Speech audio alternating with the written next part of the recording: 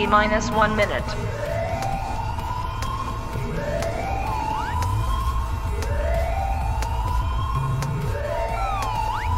T-minus 50 seconds.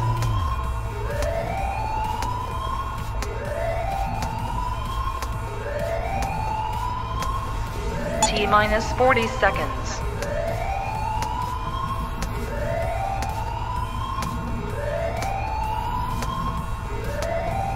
T-minus 30 seconds.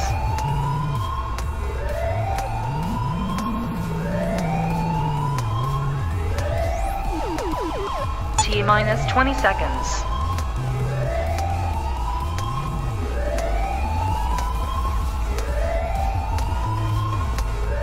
Ten, 9, 8, 7, 6, 5, 4, 3, 2, 1, 0.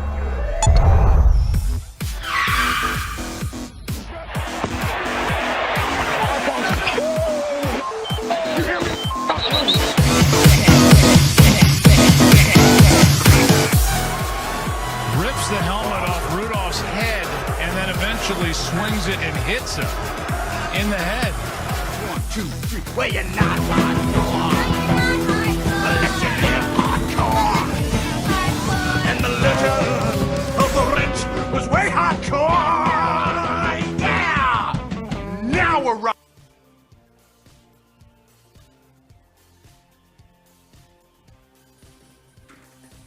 What's up, everybody? Hello. You all know if you hang out at Raider Reaction that Wednesday nights, it's fancy football night here at Raider Reaction. We got a double dip of fancy football action at 10 p.m. Eastern, which is right fucking now. We've got Hardcore Challenge Live, the official webcast of the Hardcore Challenge, which, if you didn't know, is the pinnacle of fantasy football competition. If you're not playing in the Hardcore Challenge, you're just playing in some minor league shit, just hoping we get an opening and let you in. 32 owners, 8 divisions, 2 conferences, just like the National Football League. Start the season with 3 divisional games, then you go interconference, end it with 3 more divisional games. We're sitting right now 10 weeks in. That means there's 4 weeks of the regular season left. That means this is the last week of interconference play. And now you'll have to turn in division to win that division crown. And this is where it's going to get crazy in the Hardcore Challenge. But it is a double dip of fantasy football action on every Wednesday night, as I was saying. So back at 10:45 Eastern time here in less than 40 minutes or so. We'll be back on live with our Raider Reaction official Hardcore Challenge Silver and Black Fantasy Football League with Raider Nation all over North America competing for $400 autographed Josh Jacobs jersey and other fun prizes. Plus we got 3 flash prizes to give away this week for our 3 biggest ballers of the week over in the Raider Reaction League. So come back for that at 10:45, but it's time to get in to the real league. The big league right here, 32 owners, and it's getting interesting. I'm getting kicked around. I'm losing to 2-7 teams. I feel like the Raiders. I'm not even trying to tank, though. Although I think we got a tanker in the NFC. We're going to talk about that here when we take a spin around the league. But let's start at the top, shall we? Because we always need to start at the top.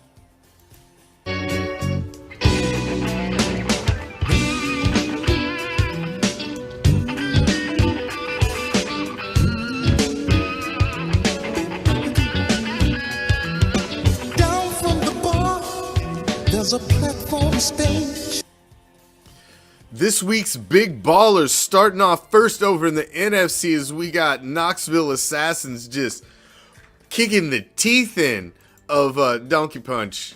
It's not good. He's a toothless donkey at this point. 230 to 154. I mean, look at the line graph. This shit ain't even fucking close. That was a curb stomp right there. Knoxville Assassin slaps Donkey Punch. Wasn't good. That's the NFC Elite East showing right there. Well, the NFC Elite East also showed with another big baller over in the NFC as Pack Attack is back with 230. Takes down Travis, and Travis, Solid. Well, we'll give that an A for effort. A 193. I mean, it's still an L. You're still sitting at 1-8, 1-9. Lost 6 straight. Damn, that's even worse than me, Travis. I'm down there with you. I'm a bottom feeder this year too. Man, I know how it feels. It sucks. You've been here for a while, Travis. You got like furniture set up and shit. Man, but 193, that's what I've been doing all year. When I score, I get the guy who gets his best score of the year. Also, the Elite East, their Pack Attack is back. And Pack Attack, the Elite East, again with Take It Deep, with the biggest baller score of them all. Fucking 250. Takes down Bucknuts, as Bucknuts has lost 3 straight. And this is a 75-point beatdown when you put up 175. That's fucking crazy. All 3 of the big ballers, all in the NFC, all in the NFC Elite East. It's been the strongest division of the entire league for several seasons now. The last 3 champions of the league have come from this division. And this division's putting up fucking points again. Again, except one of them lost this week. The Emperors, didn't quite fare as well. Willie playing spoiler over there. Willie's playing spoiler. So we hit the highs, gotta hit the lows. Over here in the low ballers of the week, Skull Crushers with 140, but not as bad as Stinky Pinky with the 120. Damn. I've had that kind of season, man. I feel you. I've been on the low ballers a couple times. It's fucking, oh man. When I need to score big, that's when I don't score. I score big, and the other guy is the best game of the fucking week. It's fucking ridiculous. Fuck football this season. Tanking, McWeasel. I've just about had a fucking enough. It's almost more than a man can take. All right, let's take a spin around the league, shall we? You don't want to see me crying on the microphone like Derek Carr. Let's move along. Game of the week. Daco's Tuesday, Under the Influence. We went into the history last week of these guys. It's been an anemic history. Both OGs in the league, but hadn't got it done. One has a playoff, a Hardcore Bowl appearance, but that was the only playoff wins they've gotten, and the only appearance they've gotten, and that was back in 2014, I believe. The other, never even a playoff win, and only 2 playoff appearances, but they did make it last year, Under the Influence. Matt, unfortunately, takes the L, but he's still sitting in a good position at 6-4, and he's still in the playoff hunt and actually in the hunt for the division in the Wild West of the AFC. So takes the L, but got to give it up to Richard. That's a big win. 206, goes over 200, wins the game of the week, and grabs sole possession of the Great White North of the NFC. This is one of the strongest divisions in the league perennially, and I don't even know if I said that right or if that's even a word. Yearly. I think I took 2 words and smashed them together and made my own word there. Fuck it. Nobody, ain't no spell check when you're live. Moving on. Fuck. Where was I? I'm completely in the ditch now.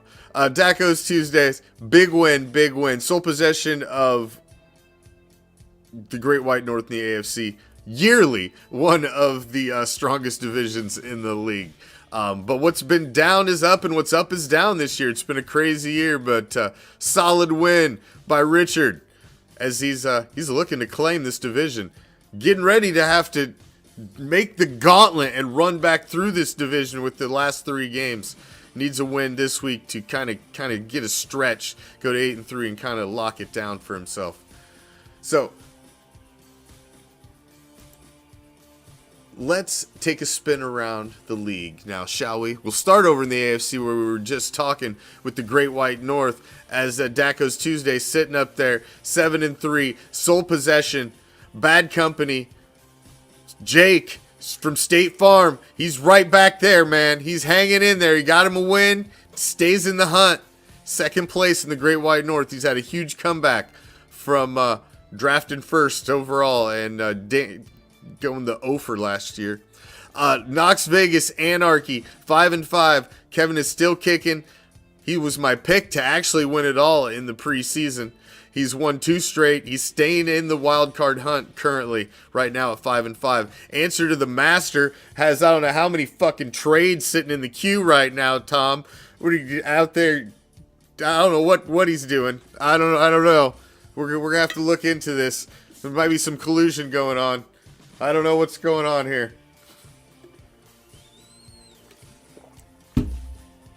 Maybe he's sending them some fucking frozen moose from Canada. I don't know what the deal is. Something on the sly here. There's like 3 trades in the queue up here. Look at this. Look at this. Answer to the Master and Under the Influence. Answer to the Master and Buckerator. Answer to the Master, Daco's Tuesdays. What the hell's going on, Tom? We're gonna have to take a peek at that. I'm just kidding. I'm sure it's on the up and up. Tom isn't on the rules committee. Better not be trying to slide nothing by. No, he's 5-5. I haven't had a chance to look deep at those though. I gotta look at those. He must be working some fucking magic here for a late postseason run. One of the weakest divisions right now is the Elite East of the AFC. Emmett sitting at Emmett Who at 5-5, sitting in first place with a tie at Bison Broncos, who's at 5-5 on the way up with a win. One's on the way down with a loss. And here's an interesting story. I just lost to Ryan in the Stone Ponies. Congratulations, Ryan. Nice win. Battle of the 2-7s there. And Ryan moves to 3-7. But what you've noticed was there's a 3-game win streak over here for Ryan. Ryan was 0-7, but he's kind of got some things going here lately, and he's been putting up solid scores. Kind of squeaked one out, a little bit of a low-scoring affair with me and him. If I score 170, I win that game. It's just, I got my quarterbacks on. I was stricken on bye this week, and the guys that I had planned, they were there, but they just didn't produce, is what it is. But Ryan's got 3 wins, solid wins, and if you see, doesn't take a mathematician to see, he's only 2 games off of the pace right now of leading this damn division because it's so bad. You can pull it out, man. One more game and you go back in division. If you can run it and run the table, that'd be some crazy shit. That'd be some crazy shit, but it's a possibility. That division is still completely up in the air. Let's jump over to the NFC for a minute. The Great White North has got a little bit of a shakeup as Just Win Baby takes an L. And frackin' football time, Carroll is on the come up with 5 straight wins, one of the hottest teams in the league, one of the highest scores in the league with over 2,000 points scored already. And lucky number 11, right behind there at 6-4 with 3 straight wins as well, is staying right in the frickin' hunt, man. This is this division's getting interesting. Like I keep saying, the last 3 games you're going back in division, 3 straight division games, and that's where shakeups can happen. Skull Crushers, Gary takes one on the chin, and that 7th loss probably puts him out for the year. And I'm with you, Gary. I'm right there. I'm going down the drain as well. Pack Attack is back, the 2-time defending champ. 3 straight wins. He has come on. Congratulations, Corey. He's was one of the biggest ballers of the week, but the biggest baller of the week, Brian, with Take It Deep, 250 scored. He's won 2 straight, also 7-3, tied at the strongest division in the league, has come back again to prove its strength. The Emperor's Craven, who'd been up at the top of this division, holding it down for quite some time, fell back with 2 straight losses as Willie handed him an L. Oh, he was heartbroken about that one, Willie. You better believe it. As Willie gives him an L, drops him to 6-4, but he's still in the conversation because these final division games are huge. Knoxville Assassins. It's worth mentioning that Brad has scored over 2,000 points with his 4-6 record. I thought I've scored a lot of points and lost. Oh no. Brad put that to shame. 2,007 scored for a 4-6 record. Look at that, 1,981 points against, though. That's brutal. That's brutal. The other weakest division in the entire league is the Wild West of the NFC. It is the weakest division in the NFC. As you've got Donkey Punch and the Black Hole sitting at 5-5 atop this division. Pardon me, guys. I am fighting a cold like a sumbitch. It's getting cold outside. It's going to be in the 60s in the evening. It's frigid. Arctic temperatures. It fucks with me.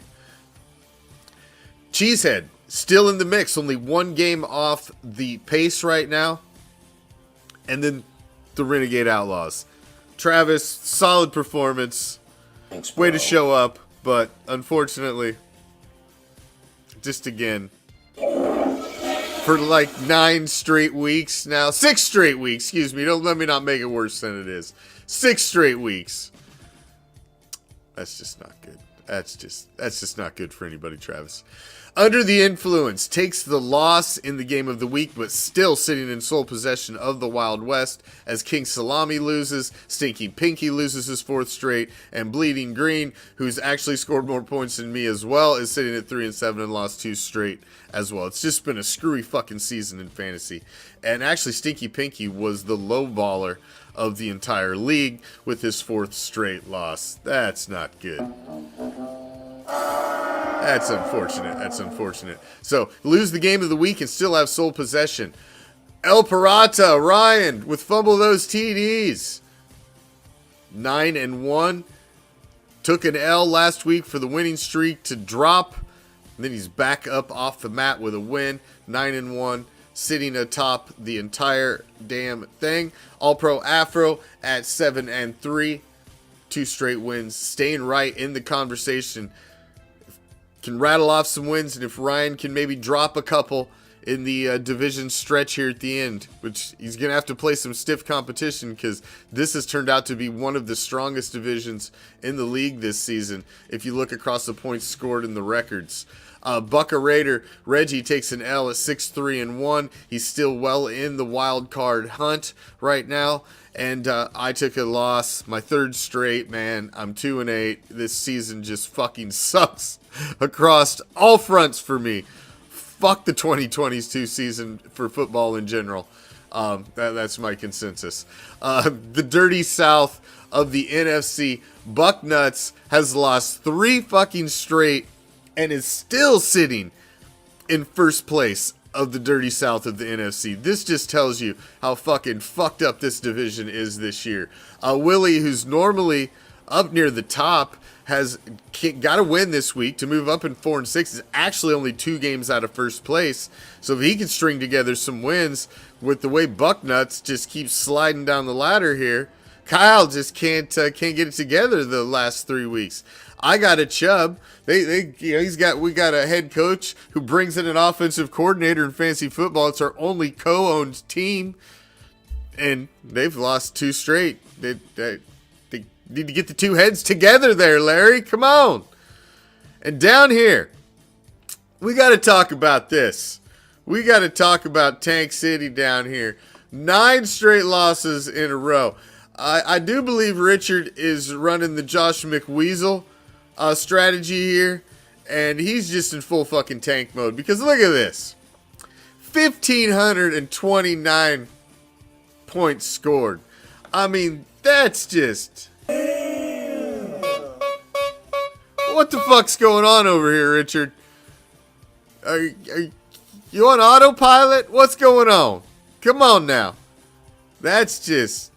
I mean, you're driving hard to the hoop. You're going hard down the lane for that fucking number 1 pick, but goddamn, he's like, fuck it, throw me a charge, throw an elbow, I'll take the fouls, I'm going to the hoop for that 1 pick. God damn, 9 straight, 1,500. That right there's the what? That's the worst team in the league right there. The greatest show on paper, worst of all 32. They ain't even got out the block. Well, it's time. After we get done shitting on Richard, it's time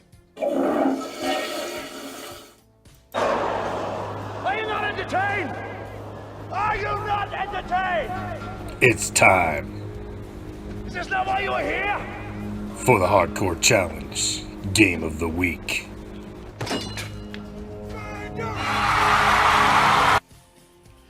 It's time for our game of the week. It's taking place over in the NFC, and it's not even projected to be a close game at all. But I went through the league, and there's so many games like this, and they're all like this that could have possibly been game of the week, where you've got a really good team against another team with a not so great record, but they're sitting in first place of a division. So you have a battle of two guys sitting in first place of their divisions in the NFC, as the Black Hole is in a tie for the lead of the Wild West, and Brian, coming off a loss, is sitting in a tie atop the Great White North of the NFC. Now, as you see the line graph, Lions is just projected to get slaughtered. He hasn't really adjusted his lineup yet. He's got a defensive flex position open. I do believe Brian's probably got some moves to make as well. These guys have not finished up their roster. As you see, Lions is a little bye-stricken this week. He's missing Tua. He's missing his stud linebacker right there from Jacksonville.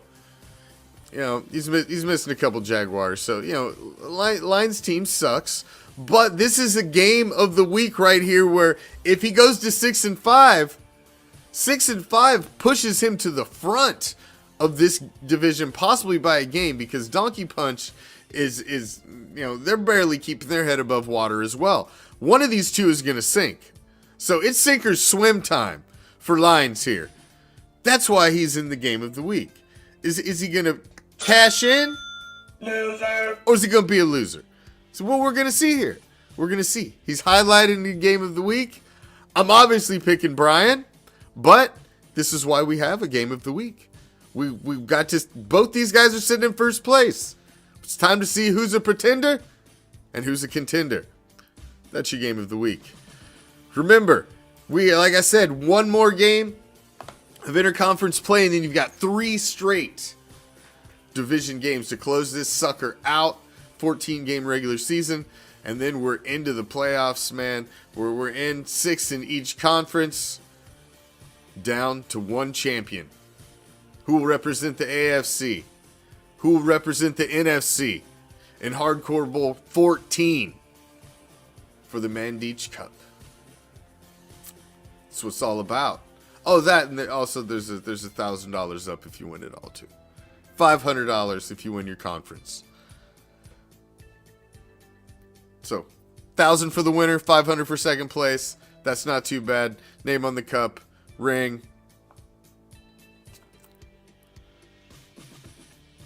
It's getting that time. It's time for the playoff push. Let's see who makes it. It's going to be interesting. It's going to be interesting down the stretch. There's some really tight division races. I don't think there's really any of them that are sewn up. All of them are within a game of 2. So, it's going to be very interesting down the stretch. Trade deadline's coming up. As you see, Tom's milking that as much as he can. As it's coming up, I believe it's on the 25th. So you've got less than 10 days. Start making your trades. Those that got a playoff push, just make sure you keep it a competitive team. We know if you're not in the postseason, this league is a little different. You can trade draft picks. Things can happen. There is obviously, we're basically general managers of an NFL franchise in the Hardcore Challenge. So with all of the keepers we got going forward, and we're adding a keeper next year, bringing it up to 6 with the 2 mandatory defensive keepers, it's, you really got to think ahead for the next season. I'm laden with one that cost me a couple picks this year. Denzel Perryman did not work out for me after he led the league in tackles almost all season last year. He did not come back. He's been injury laden, and I actually just released his ass to fill spots this week to just lose. So that was a great fucking move. But it is what it is. Make sure you keep your rosters legal. Get your trades in. It's playoff push time. Until next time, I'm out. Good luck to everybody. Good luck, and game on.